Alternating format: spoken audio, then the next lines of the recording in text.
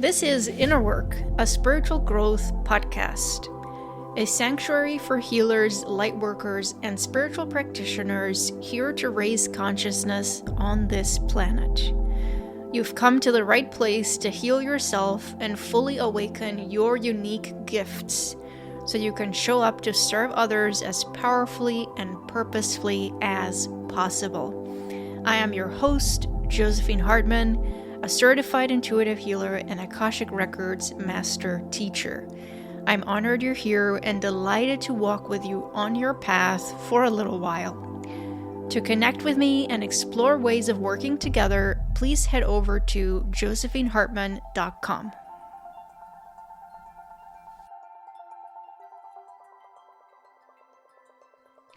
The human ego is one of the major obstacles, if not the major obstacle, that can create noise, static, and interference in our spiritual practices, and more specifically, in being able to powerfully tap into the Akashic Records. Every week, I get multiple questions in one way or another about how to get the ego self and the ego mind out of the way when working with the Akashic Records. These questions come in from my students, from listeners of this podcast, and from email subscribers doing my free Akashic Records mini course. Now, of course, sometimes people might not be fully aware that they're asking about ego interference in those terms. So they might ask about how to get self-doubt out of the way when working with the records, or how to silence their mental chatter, or how to not be so attached to what happens or doesn't happen when they are in the records. All of these questions at their core are about ego interference. So I thought it would be a good idea to put together this podcast series on this topic of getting ego mind interference out of the way. So that's what we're covering here, and I will offer to you a few tips for how to clear out that interference so it doesn't derail you or prevent you from connecting to the records or from expanding your spiritual practice and your spiritual connection in really powerful ways. This is part 3. If you've been getting some value out of this podcast, I would be so thrilled and so thankful if you would take a minute or two to leave a rating or review or both on whatever podcast platform you're listening to this right now. This truly helps the podcast grow, and it helps it find its way to more listeners just like you. Thank you so much for your support. You are also warmly and lovingly invited to join my email community if you feel called. And if you do so, you will get access to my free Akashic Records mini course and weekly newsletter.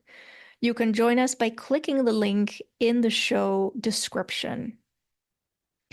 So, ego interference in spiritual practice and Akashic Records work, part 3. Today, we're talking about attachment to timelines.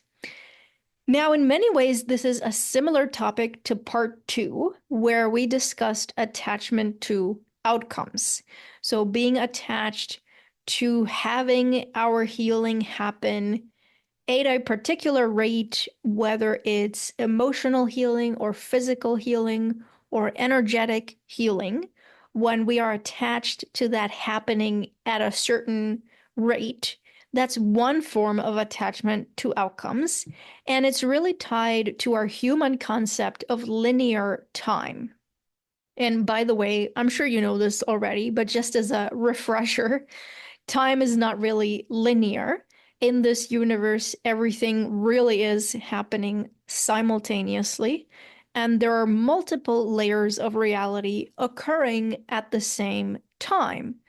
Past lives, parallel dimensions, alternate timelines, and so on. All of this is happening in the great cosmic soup that we are all existing in. When we are attached to something, to some outcome or healing or awakening process happening in a particular sequence or at a particular time, and often we want this to happen faster than it feels like it's happening. This means that some part of us has bought into the illusion of time as a linear construct. So, just for a moment, we have forgotten that at a fundamental level, at our divine level of being, we are already healed, we are already whole, we are already fully awakened and enlightened. So when we forget this, when we forget that we are already whole in body, mind, and spirit, we may grasp for a state of being of wholeness that we feel we don't have right now, or that we feel maybe we have lost. It is true that once we have incarnated into a physical body with a human mind and human ego, it is possible for the physical body to become imbalanced. It is possible for the human mind to become imbalanced. It is possible to experience less than ideal states of physical health, emotional health, and mental health and well-being. We all absolutely know that and have experienced that to some degree.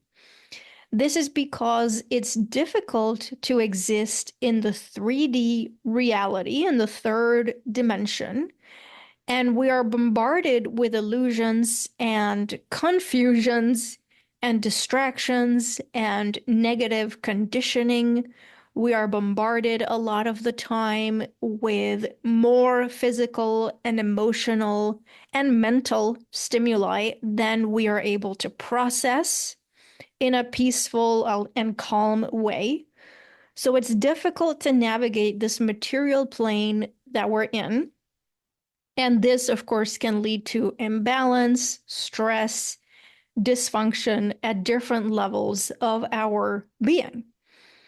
So, of course, it's completely natural and normal to feel that lack of balance, physically or emotionally or spiritually, and to want to return to balance, to want to heal that state of imbalance or dis-ease on any level. This is such a valid and completely natural desire to want to return to balance. It is a worthy desire. And in fact, the cells in your body are at every moment attempting to and wanting to return to balance. Often, what it takes for them to be able to do that successfully, so to return to that state of balance, is that we need to get ourselves out of the way, get our thinking out of the way, get our overanalyzing and limiting thoughts and ego mind and self-doubt and all of that junk, and I say that lovingly, get all of that out of the way so our bodies can do the rest, which they know to do very well. Our bodies know how to return to balance, and they will naturally and inevitably do that when we get our ego minds out of the way. And when we give our bodies the nourishment that they are truly asking for on every level. So, emotional nourishment, physical nourishment, spiritual nourishment, social nourishment, and so on. When we find ourselves in a state that feels like imbalance or struggle or discomfort of some kind, of course, we will get attached to the desire to heal, and often the desire to heal quickly. And we might question whether we're healing when it doesn't happen instantly, or if it seems to take a long time. But all of this is based on the assumption that healing is linear, which it's really not, and also based on the assumption that if we try hard enough, we can speed up our healing, which again, really, we can't. As I often say, healing can happen in an instant. We can experience spontaneous healing and miraculous healing, even of very long-standing ailments or patterns. So that really can happen, especially if you're working in the quantum field with the Akashic Records. But at the same time, healing cannot be rushed. We can't rush that process. And we also can't manufacture a spontaneous healing. It has to happen in its own timing and when we are fully ready for it to happen. Working with the Akashic Records in particular, we may get attached to receiving certain information or insights at particular times in our lives or during particular sessions of working with the records for ourselves. We may also have a desire for our mastery and learning of the records to move at a faster rate, to not take as long. So we may get attached to being quote unquote better, meaning more effective or more accurate at reading and accessing the Akashic Records than we are right now. And this is especially true for beginners. And sometimes being in that beginning stages of mastering something that is complex and that is nuanced and that takes practice and persistence, that can be an uncomfortable place for some of us to be, especially if we are recovering perfectionists and we are just used to being really good at things. So if you have to go back to that beginning stage or to that beginner's mind, that can be an uncomfortable place to be. So here again, the antidote is to remember that time is not really linear and that none of this, none of what we're talking about here can be controlled or rushed by us. We are going to receive every single time exactly what we most need from the Akashic Records or from our spiritual practices. And if we notice in ourselves the tendency to want for things to move faster, that's a really great thing that we can bring to our spiritual practice.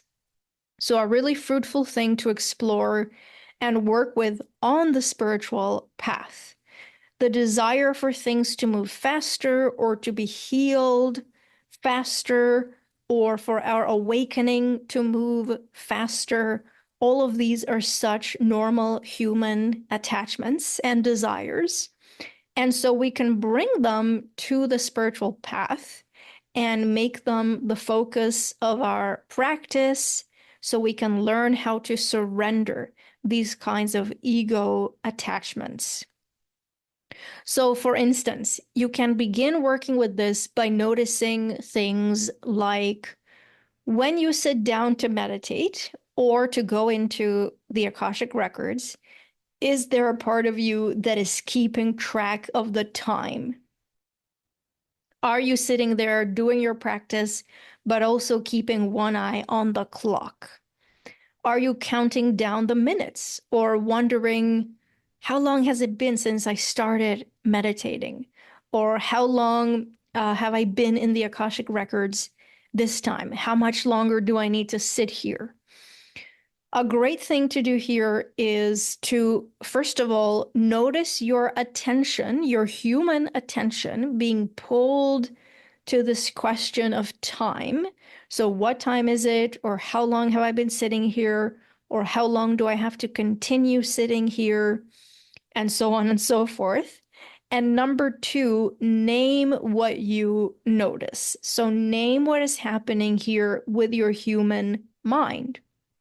So you might say to yourself, oh, my attention is focusing on the time right now, or my mind is going to the clock right now. And then if it happens again, shorten that inner noticing, and you might just say a brief couple of words to yourself. So, mind focusing on the clock, or my mind wandering about the time, You're just labeling what is happening. And you can do the same when you have this attachment arise. Every single time, if you have an attachment to timelines, if you have an attachment to your healing or awakening happening faster than it is, you can notice this and then say to yourself, ah, there's my attachment to this happening on a particular time frame, or there's my attachment to this happening faster than it is. Or you might even notice, oh, there's my disappointment that this isn't happening faster than it is right now, because you might notice a sense of disappointment as well, or even frustration. So notice that, notice what is coming up. Then you take a deep breath. You allow yourself to be human. You allow for your humanity to arise and come to the surface. You notice how normal it is to be attached to all of these things. You are not alone in these attachments. It happens to all of us. We all get attached in these ways.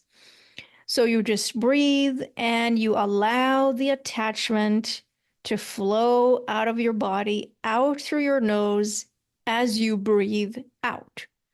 You can consciously breathe this attachment out of your body, let it go, surrender it.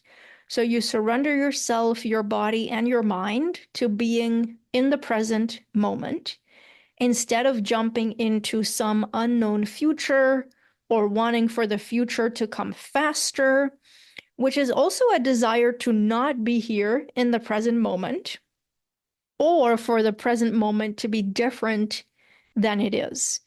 So you can notice that as well if it comes up in you, maybe an attachment to the present moment and your present reality being different than it is right now. You can name that as well. You can, in your mind, internally notice that and label it whenever you notice that coming up. And again, you can take some really deep breaths, maybe 10 or 20 deep cycles of breathing in and out. And you're going to use your exhale every time you're breathing out. You use that intentionally to breathe out that attachment to whatever it is until you feel a little bit looser, a little bit more present, a little bit more able to be with whatever is present for you in the moment. So this is how you can begin to let go of this attachment to timelines, and you can loosen your grip on linear time and can exist more peacefully in the present, where healing can happen much more effortlessly if you stay in the present. That's where miracles tend to happen. So if we're not trying to jump into the future or jump back into the past. So I hope this has offered a new or deeper perspective on releasing attachments to time and to timelines and to your healing happening in a particular way, in a particular time frame. Thank you for being here and spending this time with me. I will catch you in the next part of this series on ego interference. So please be well in the meantime and take really good care of yourself. If you'd like to connect or let me know how this series has been landing for you, which I would love to hear, you can head over to josephinehartman.com or send a note to me at josephinehartman.com.